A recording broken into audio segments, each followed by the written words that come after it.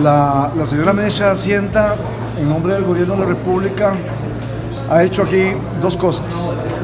Una primera, nos ha planteado con absoluta claridad, valentía y responsabilidad la prioridad que tiene el Gobierno de la República de contribuir desde lo que a él corresponde a evitar una crisis que, si bien nos podría afectar a todas y a todos, afectaría de una manera especialmente más grave a las familias más pobres, a los trabajadores y a la clase media. Y en segundo lugar, ha hecho una enumeración clara y detallada de un conjunto de medidas como nunca antes se habían aplicado para efectivamente contener el gasto público, respetando los derechos de los trabajadores, los derechos adquiridos, no generando desempleo, manteniendo los puestos de trabajo, conservando los programas sociales tal y como están, y garantizando el funcionamiento de las instituciones. Entonces nos parece que el gobierno, a través de la señora ministra, tal y como se lo pidió a esta Asamblea Legislativa, hizo su tarea. O sea, el gobierno ha venido a plantear con claridad cuáles son sus objetivos en materia de ahorros, de contención del gasto público. Lo principal es que la ministra ha sido clara con respecto a los impuestos que el gobierno quiere solicitarle al Congreso. Me parece que ha quedado bastante claro su apoyo al contenido inicial del proyecto de fortalecimiento de las finanzas públicas, y eso era muy importante. En el periodo anterior hubo algunas incoherencias o limitaciones con respecto al contenido de ese proyecto, y por lo menos en las partes más sensibles doña Rocío ha sido clara con respecto a cuáles son los impuestos que el gobierno Alvarado quiere. En segundo lugar, me parece también que hay que destacar que una buena cantidad de las medidas que doña Rocío quiere tomar requieren de apoyo legislativo, es decir, nos está pidiendo a los diputados que las tomemos. Creo en principio que es un conjunto de medidas que parecen ser necesarias y que por supuesto que las vamos a evaluar.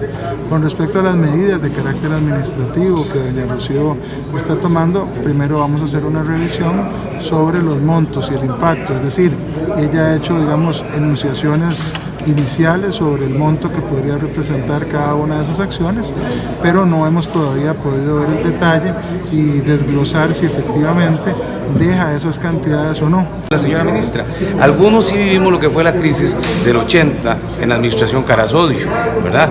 Yo creo que repetir eso sería una injusticia terrible para las futuras generaciones si las actuales generaciones, la gente de mi edad, que ya andamos rondando los 50, nos acordamos ingratamente de lo que fue esa época donde la gente tuvo que abandonar el colegio, donde la pobreza llegó al 50%. Son medidas dolorosas, pero medidas que hay que tomar. Muchos empiezan a utilizar la caja, lo que colapsaría los servicios de la caja, incrementando el gasto en la caja en todo lo que son los servicios de salud, igual la educación privada, ¿verdad? Entonces, como que todavía ahora, en la sesión de preguntas, nosotros vamos a preguntar esto que estoy comentando. Fiscal. Entonces, ¿cómo sabemos en Costa Rica si nos sobra o nos falta plata si somos malos recaudadores? Ese es uno de los temas que ahora voy a preguntar. Y luego también sobre los alquileres por concepto de plantas físicas, instalaciones que el gobierno central paga anualmente, que asciende más o menos a 38.000 millones de colones. Una salida bastante discutible, porque el IVA no es una medida que se conciba como su principal finalidad combatir la evasión. De rebote, como un efecto secundario, el IVA puede contribuir a la lucha contra la evasión, pero el impacto directo del IVA, el impacto principal del IVA es que es un impuesto indirecto que grava el consumo de las personas que tienen y las que no tienen, y puede incluso incrementar la pobreza, ¿verdad?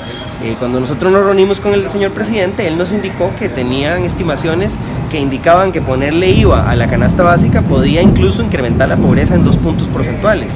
Entonces, lo que vemos es que hay medidas de impuestos indirectos que golpean a toda la población, medidas de recorte de gasto, algunas golpean a los trabajadores, pero no hay claridad sobre medidas de combate a la evasión, a la elusión fiscal, y que también pongan a pagar a los más ricos. Presentaba, digamos, una plataforma mayor en función de poder darle contención al gasto público.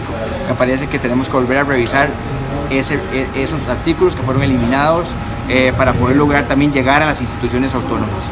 El esfuerzo del gobierno central es importante, pero esto también hay que llevarlo a las instituciones autónomas para que realmente tenga un impacto en lo que el país requiere. ¿Darán ustedes el apoyo para las medidas que solicita para los cambios del expediente 20.580? Sí, si el gobierno está siendo responsable en exponer el gasto y en pedir herramientas, tenemos la obligación de darlo. Ahora, aquí también el éxito es que la carga esté, digamos, justamente repartida.